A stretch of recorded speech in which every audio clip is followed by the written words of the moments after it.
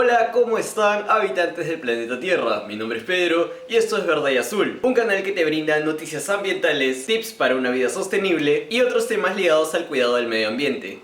Hoy te traigo algo más de actualidad ambiental. Se trata de los problemas que están enfrentando actualmente los centros de cría en cautividad de fauna silvestre, a consecuencia de la pandemia de COVID-19 que estamos enfrentando, y cómo podemos apoyarlos. Sin más preámbulo, empecemos.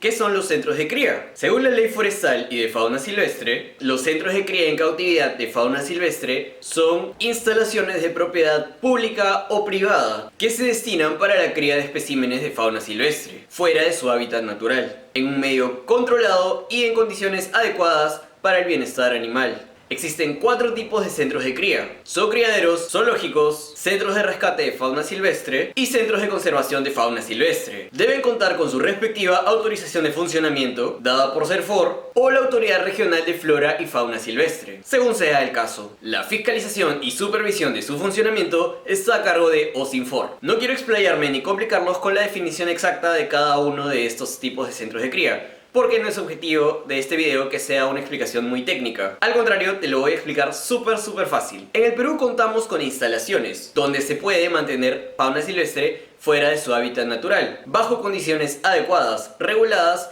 por instituciones del Estado. Estas instalaciones pueden ser zoocriaderos, donde se aprovecha la fauna como recurso principalmente a través de su venta. Solo algunas especies pueden ser manejadas en esta modalidad y la lista la elabora CERFOR. Segundo, zoológicos. Un lugar donde se mantienen y se exhiben animales con fines educativos y de investigación principalmente. Tercero, centros de rescate de fauna silvestre, donde se albergan las especies decomisadas o halladas con el fin de reintroducir la especie a su hábitat, o en caso de no ser posible, determinar un destino para este individuo hallado o decomisado. Y finalmente, centros de conservación de fauna silvestre, donde se mantiene fauna silvestre amenazada con el fin de reintroducirlas a su hábitat, conservarlas, repoblar o reubicar la especie. Resalto que en este tipo de establecimientos solo se albergan especies amenazadas. ¿Cuáles son las especies amenazadas? Según el Decreto Supremo 004 del MINAGRI, especies amenazadas son las que tengan cualquiera de estas categorías: en peligro crítico,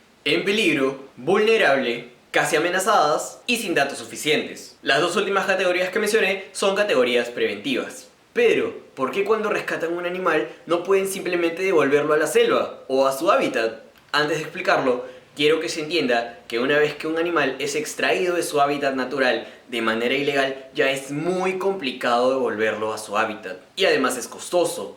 Muchas veces decimos, pobres animalitos, deben estar en su hábitat natural, liberémoslos, o cosas por el estilo. Bueno, no es tan simple. Para poder devolver un animal a su hábitat natural, se deben tomar precauciones, se deben seguir lineamientos, es decir, se necesita un plan aprobado de reintroducción para la especie que yo quiero devolver a su hábitat. Y no lo digo yo, lo dice la Ley Forestal y de Fauna Silvestre. ¿Por qué se necesita un plan? Solo por mencionar un caso, este animal podría estar enfermo. Pudo haberse enfermado mientras estuvo fuera de su hábitat. Esta enfermedad pudo haberla contraído de los contrabandistas que lo sacaron, es decir, enfermedades de seres humanos, y no propias de esta especie, o de un medio que no es propio de este animal, como un mercado donde lo estén ofreciendo a la venta. Y por lo tanto, si yo devuelvo un animal enfermo, que en muchos casos no puedo darme cuenta a simple vista que está enfermo, porque solo es portador, es asintomático, la enfermedad está en periodo de incubación, etc., podría contagiar al resto de la población del lugar donde yo voy a liberarlo, perjudicando a toda una población de esta especie. Por eso necesito asegurarme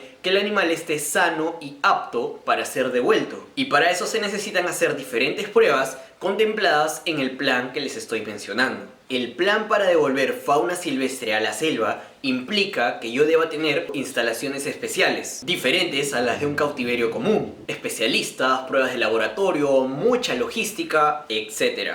Entonces vamos a analizarlo. Para poder reintroducir un animal a su hábitat natural, es necesario elaborar todo un plan costoso y que implica muchas condiciones. Este plan no es estandarizado para todas las especies. Por cada especie debo tener un propio plan. Es decir, no puedo aplicar el plan de reintroducción, por ejemplo, del tapir para reintroducir un mono, porque hay que descartar otras enfermedades, hay que hacer diferentes pruebas. Ya entendiste a lo que me refiero. Entonces, el gran problema, aparte del costo, es que existen muy pocos planes aprobados para reintroducir especies. ¿Por qué existen tan pocos planes aprobados? Porque estos planes los están elaborando los centros de rescate, los centros de conservación, los centros de cría en general. ¿Cuál es el problema? Que cuando quieren presentar este plan, muchas veces el Estado, quien aprueba estos planes, no está muy seguro de qué enfermedades descartar, qué requisitos pedir. Entonces esto dificulta que se pueda aprobar el plan y que se pueda reintroducir más especies. Por ejemplo, supongamos que no exista plan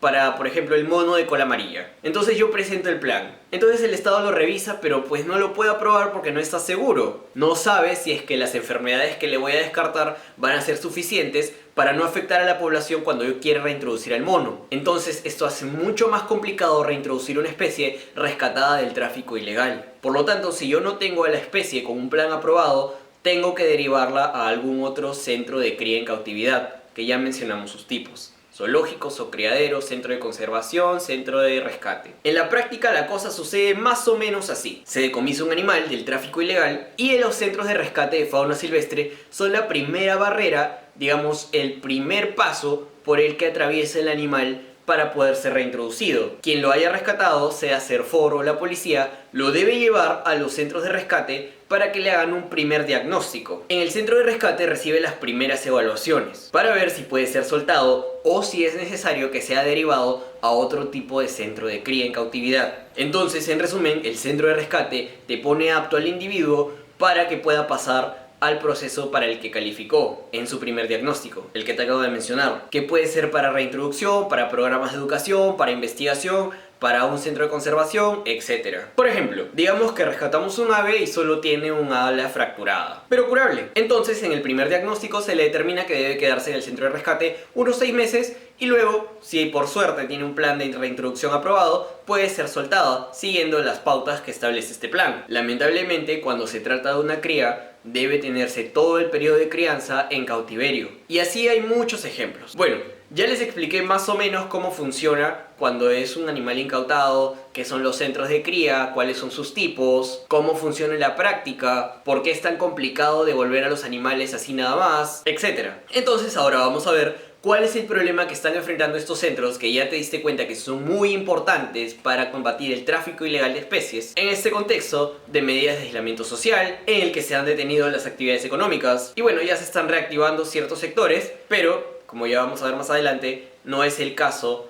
de este tipo de centros. ¿Cómo afectaron las medidas a los centros de cría en cautividad de fauna silvestre? Para empezar, los ingresos se han visto muy perjudicados porque se han detenido las actividades turísticas. El turismo era el principal ingreso que hacía que estos centros se puedan sostener. Ni siquiera estamos hablando de ser rentables, puesto que en realidad en la mayoría de los casos, si no es en todos, como negocio no funciona. Pero por lo menos el turismo permitía que el centro pueda sostenerse, aunque sea que pueda seguir funcionando. Lo que pasa es que los centros de rescate están por lo general administrados por terceros, por entes privados, no por el Estado. En muchos casos, estos centros fueron creados por buena voluntad, por un buen samaritano, por una persona que vio en esto una oportunidad de apoyar a la conservación, porque una persona que ama la naturaleza, que ama los animales, tuvo la iniciativa de empezar su propio centro para combatir o para aportar en la lucha contra el tráfico ilegal. Entonces, estos se administran por un ente privado, como les digo, y de lo que ya era difícil mantenerlos solo con turismo, la reducción de ingresos hace que sea imposible costear todos los gastos de estos centros. Por ejemplo, comprarle alimento para los animales, poder pagarle al personal que labora en estos centros, pagarle a los veterinarios, pagar los costos fijos del local como los servicios de luz y agua, etc. Por si fuera poco, no solo es un problema económico, aunque el económico sea el problema más grande, podía un poco manejarse, porque podrían haber voluntarios, veterinarios voluntarios o gente de la zona que pueda querer apoyar a estos centros. Pero las restricciones para movilizarnos, el aislamiento obligatorio, inhibe que un veterinario voluntario pueda ir a atender a los animales, o que pobladores del lugar, que bueno, quizá no vivan aledaños, pero relativamente cerca, quieran ir a estos lugares a cuidar a los animales. Pero como te digo, la inmovilización social inhibe de que se puedan dar estas iniciativas. Además, las medidas que se han tomado para la inmovilización también complican la obtención de alimento. En muchos casos, y por lo general, estos centros están alejados de las ciudades. Entonces, tener que ir del centro a la ciudad y regresar con alimento con falta de transporte público es muy complicado. Esto complica en muchos casos aún más la situación. ¿Hasta cuándo va a seguir este problema? Si bien ya se han reiniciado algunas actividades económicas, los centros de cría en cautividad van a ser de los más afectados, porque las actividades de recreación y esparcimiento van a ser de las últimas en reactivarse, y aún existe mucha incertidumbre con que realmente la fecha programada se normalice estas actividades. Aparte de eso, también el problema es que cuando se reactiven estas actividades económicas, las familias probablemente asignen sus recursos a otras necesidades y dejen para el final la recreación y el esparcimiento. Actualmente existen 143 centros de cría en el país. Como les menciono, pertenecen a terceros y por ende, como no son gestionados por el Estado, no tienen un fondo asignado. Hasta hace unas semanas, los dueños de estos centros de cría han tenido que enfrentar los gastos del local con lo que tenían en el momento que inició la cuarentena. Es decir, cuando empezó la cuarentena disponían de cierta cantidad de dinero, de cierta cantidad de recursos, y con eso han tenido que ir manejando el centro hasta que ha empezado una campaña de Serfor, que ya les voy a contar más adelante. Pero a la fecha la situación estaba empezando a ponerse muy crítica, porque con estos recursos que disponían, ok, los pudieron mantener 1 o 2 semanas, pero ya pasamos ¿cuántos días de cuarentena? Pregúntate, chequea tu calendario, te vas a dar una sorpresa. Entonces a estas alturas ya de verdad es casi imposible que con lo que disponían en ese momento puedan mantener a sus animales, poniendo en riesgo a la fauna silvestre que alberga estos centros. ¿Qué es lo peor que podría pasar? El miedo más grande de los administradores de estos centros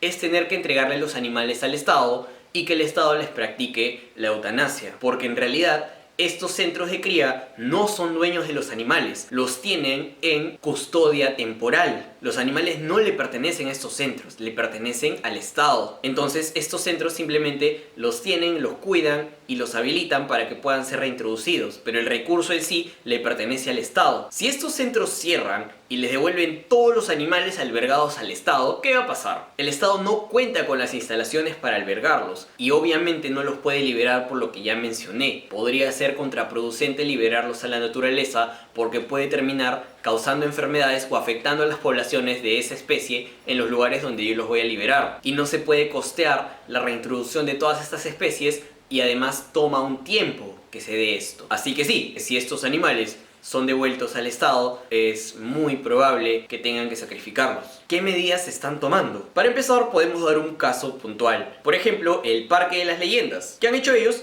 Han tomado la estrategia de vender entradas por adelantado. Puedes entrar a su página y comprar entradas, cosa que ahora reciben el dinero, pueden mantener a los animales y ya cuando se regularice la situación, los que hayan comprado sus entradas pueden acudir a este zoológico. Ahora te voy a contar la estrategia que ha tomado el Estado en general. La estrategia que se ha tomado ha sido la de hacer un llamado a la solidaridad nacional e internacional para apoyar a los animales silvestres. El Serfor ha iniciado la campaña Ellos también nos necesitan. En ese sentido, ha puesto a disposición la cuenta del Profonampe para poder recibir donaciones. Cualquiera de nosotros puede realizar depósitos a esta cuenta si desean apoyar. Además, también ha proporcionado números para poder contactarse con personal encargado de recibir donaciones de alimentos y medicinas. Pero ¿qué pasa? A pesar de esta iniciativa del Serfor, los representantes de estos centros de cría están de acuerdo y afirman que esto no es suficiente. ¿Por qué? Porque el fondo es muy variable, no genera confianza, al contrario, genera mucha incertidumbre. No se sabe cuánto hay, no se sabe cuánto puedo gastar, no se sabe cómo será el próximo mes, no sé cómo prorratear mis ingresos. En otras palabras,